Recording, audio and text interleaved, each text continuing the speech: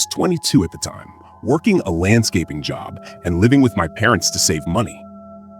My uncle had this old farmhouse about 40 minutes out of town that he was trying to renovate and flip, but he'd hurt his back and couldn't get out there for a few weeks. He called me on a Tuesday and asked if I could drive out, check the pipes, and just make sure the place was still standing. I didn't mind. He offered me $50 for the gas and the trouble. And I didn't have anything else going on that afternoon. I drove up there around 4 p.m. It was late autumn, so the sun was already starting to dip a little, casting those long shadows that make everything look darker than it actually is. The property was at the end of this long gravel driveway that winded through a patch of dense woods before opening up to where the house sat. When I pulled up, everything looked fine.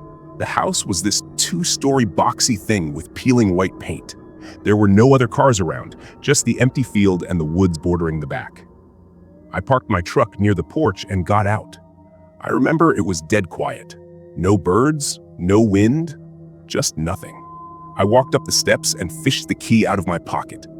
That was the first thing that didn't sit right. When I went to put the key in the deadbolt, the door drifted open about an inch. It wasn't latched. I stood there for a second, just looking at the gap. I knew for a fact my uncle was obsessive about locking up, but I figured maybe the last time he was here, he was in pain from his back and just forgot to double check it. It happens. I pushed the door open and called out, "Hello?" just out of habit. Obviously, nobody answered. The air inside felt heavy. You know that smell old houses get when they've been closed up for a while? It smelled like that, but there was something else underneath it. Something like stale sweat or unwashed clothes. I walked into the living room. It was mostly empty, just a few tarps on the floor and a ladder in the corner. I checked the thermostat like my uncle asked. It was set to 50, just like it should have been. I moved to the kitchen. This is where I started getting a bad feeling in my gut. There was a singular wrapper on the counter.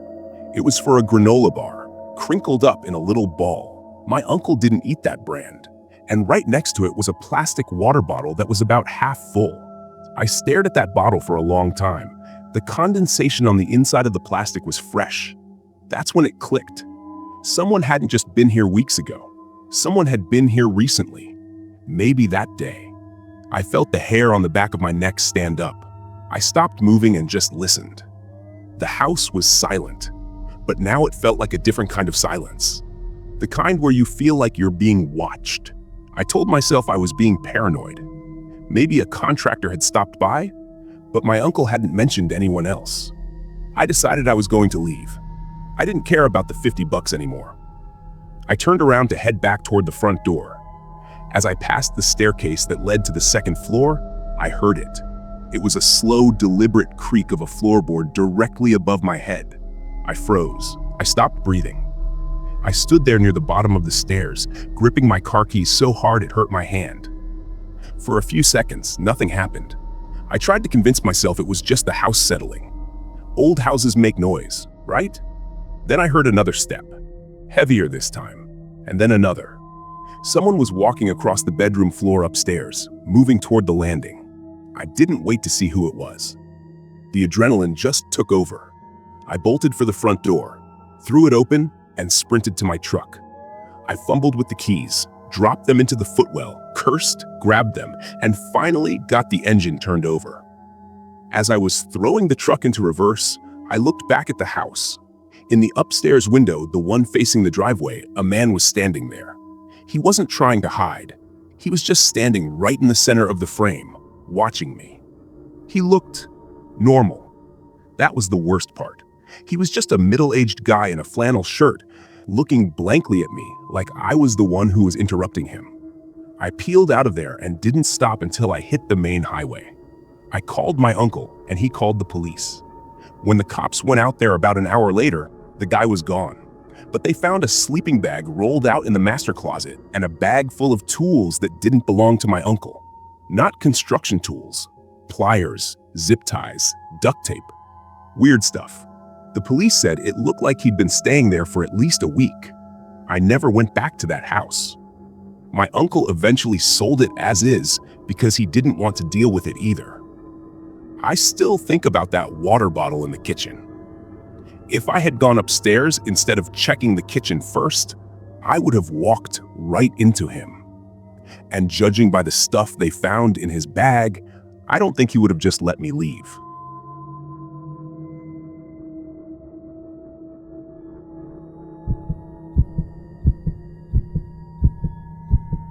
This happened back when I was 17, during the summer before my senior year of high school.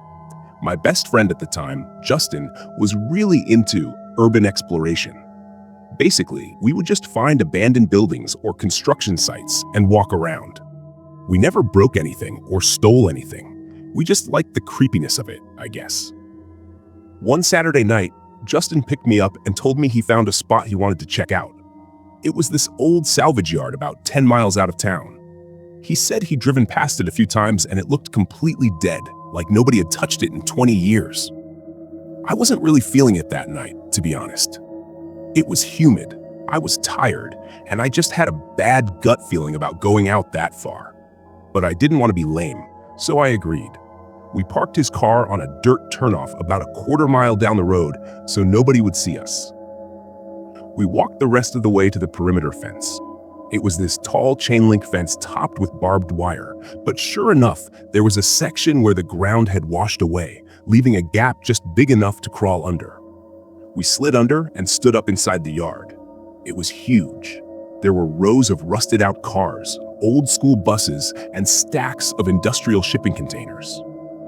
The moon was out, so we could see okay, but there were a lot of deep shadows between the rows. The first 10 minutes were pretty normal. We were just walking around, shining our flashlights into the old cars. It was dead silent. No crickets, no wind, just the sound of our sneakers crunching on the gravel. We made our way toward the back of the lot where the shipping containers were stacked. I remember Justin saying something about wanting to climb to the top of one to get a view. As we walked past a red container that was sitting on the ground level, I noticed something weird. There was a padlock on the door, but it was hanging open, not broken, just unlocked. And unlike the other containers that were covered in rust and dust, the handle on this one looked clean, like someone had wiped it down recently. "Check this out," Justin whispered. He pulled the handle, and the heavy metal door swung open without making a sound. The hinges had been greased. That was the first red flag.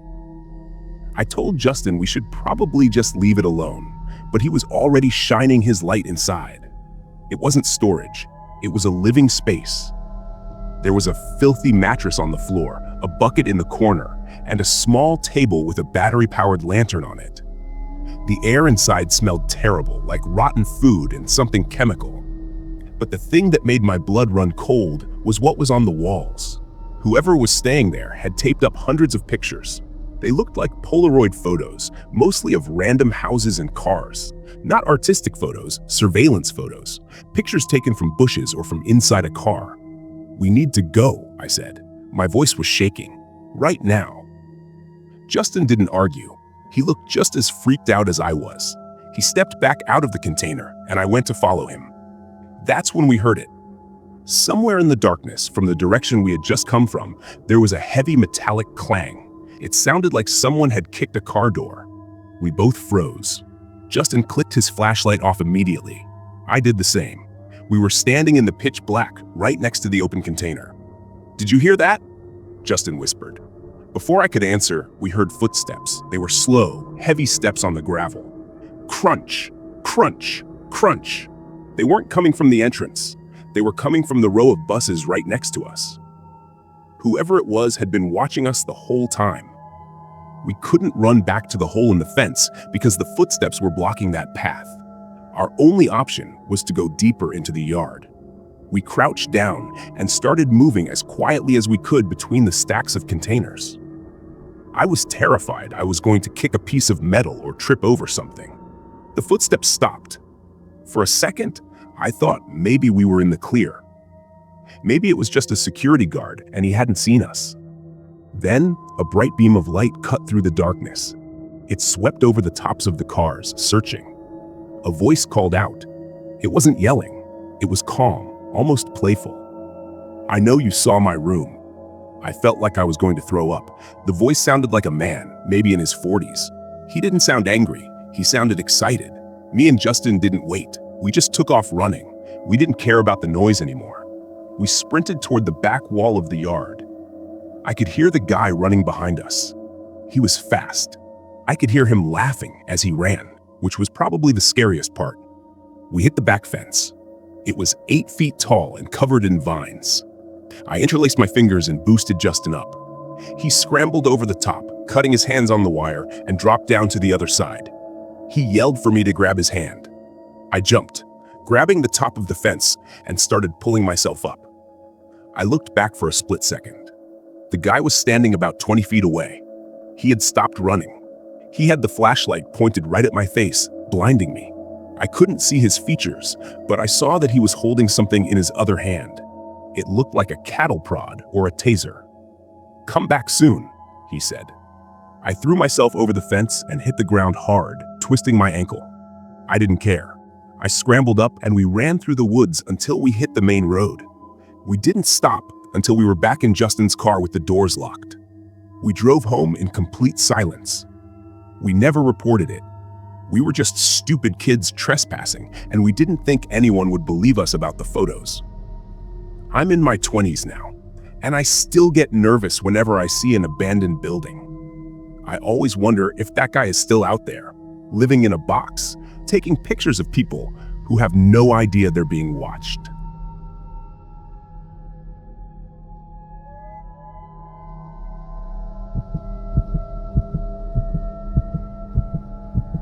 This happened when I was 19, back when I was in college. There was this massive housing development being built on the edge of town. One of those places where they clear-cut 100 acres of forest to put up luxury homes. It was a popular spot for people my age to go and hang out because half the houses were framed but unfinished, and there was absolutely no security. I went there one night with my friend Mark. It was probably around 1 a.m. on a Friday. We parked my car in a cul-de-sac that hadn't been paved yet and walked toward the biggest house on the block. It was this massive 3-story place that looked like it was about 90% done. We walked around the back and found a sliding glass door that hadn't been locked. I remember feeling a little weird about it immediately because the sliding door was slightly open, just a crack. I figured maybe the wind had blown it, or the workers just forgot to latch it. We went inside. The house was huge and echoey. It smelled like sawdust and drywall compound. We walked through the kitchen and the living room, just using our phone flashlights to look around. For the most part, it was empty. But when we got to the bottom of the stairs, I noticed something on the floor. It was a muddy boot print. It didn't seem that strange at first. It was a construction site. Obviously, people walked around in boots. But then I looked closer. The mud was wet. It had rained earlier that afternoon, but the house had a roof. This print was fresh. "Check this out," I whispered to Mark. He looked at it and shrugged. Probably just a security guard doing rounds earlier. That made sense, so I let it go. We started walking up the stairs to check out the view from the second floor. We went into the master bedroom, which had these big bay windows overlooking the whole development. We were standing there for maybe 5 minutes, just talking and looking at the city lights in the distance. Then, out of nowhere, Mark grabbed my arm and squeezed it hard. "Shh," he hissed. "Listen." I stopped talking. At first, I didn't hear anything, just the wind rattling the plastic wrap on the windows. Then I heard it. Someone was whistling. It was coming from downstairs, right below us. It was a slow, tuneless whistle, the kind someone does when they're just killing time. My stomach dropped. We hadn't heard a car pull up. We hadn't heard the back door open. Whoever it was had been in the house the entire time, probably in the basement or a room we hadn't checked. I looked at Mark, and his eyes were wide. We quietly moved away from the stairs and backed into the walk-in closet. It was huge, with shelving units already installed. We squeezed into the corner behind a stack of shelves and killed our flashlights. The whistling stopped. Then, the heavy footsteps started. Thud, thud, thud. They were coming up the stairs. They were slow and deliberate. It didn't sound like a security guard rushing to catch kids. It sounded like someone who knew exactly where they were going. The steps reached the landing. I held my breath, terrified that even the sound of my breathing would give us away. The footsteps walked down the hall and stopped right outside the master bedroom. For a long time, there was just silence. I was praying that he would turn around, that maybe he was just checking the rooms randomly. Then a voice spoke. It was a man's voice, deep and raspy. He didn't yell. He just spoke at a normal volume like he was talking to a friend. "I know you found the door open." I felt cold all over. He wasn't guessing. He knew we were there. He took a step into the room. I could hear his boots scuffing on the subfloor. "I left it open for you." Mark was shaking next to me. I knew we couldn't stay in the closet. If he found us in there, we were cornered. There was no way out. The man took another step closer to the closet. I made a split-second decision.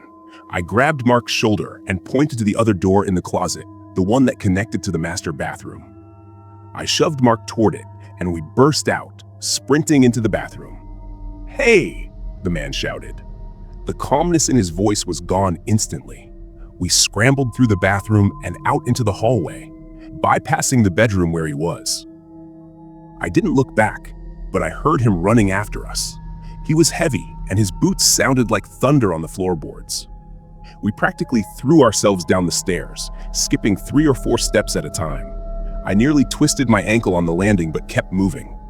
We hit the first floor and bolted for the sliding glass door. I heard the man reach the top of the stairs behind us.